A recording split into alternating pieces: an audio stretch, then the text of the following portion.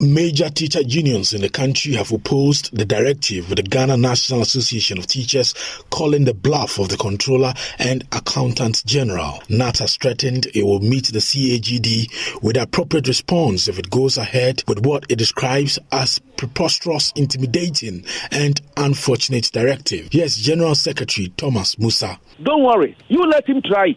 If he's daring us, we will meet him. And like we indicated, we will respond appropriately. He should mark our words. Please, I think controllers should not provoke workers in this country. And they should be mindful. The man speaking, tell him to be mindful. Executive Secretary for the Civil and Local Government Staff Association, CLOCSAG, Isaac Bampo Ado, says the Controller and Accountants General does not have the power to stop the salaries of members. Nobody can also stop our salaries.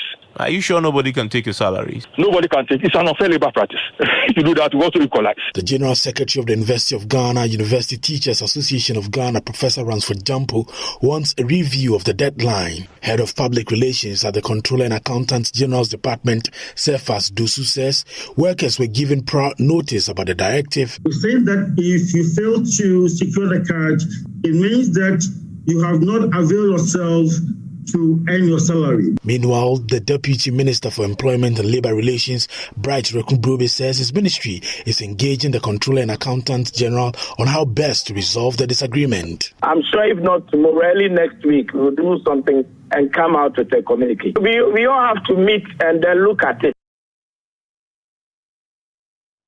Well, Head of Public Relations at the Controller and Accountant General's Department, Cephas Dosu, in an interview with my colleague Mamavio Usabaji, insisted the department will not backtrack on the directive.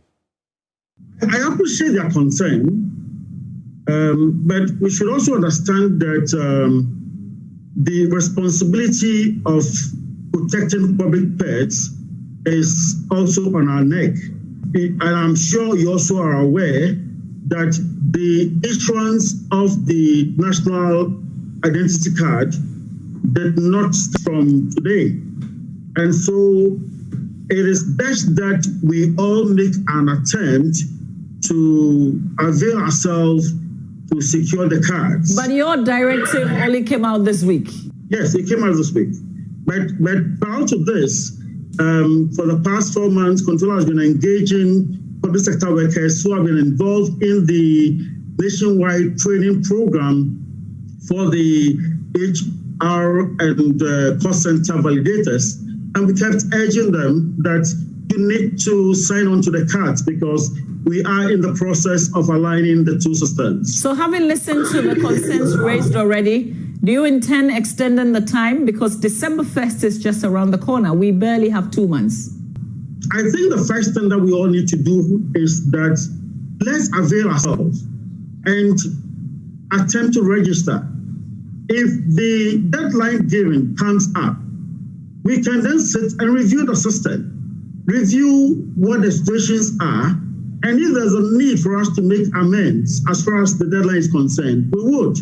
But the letter just came out just this week. We have not even availed ourselves to see whether we could go through the process of registering for the cards. And we're only talking about the fact that the time is too short.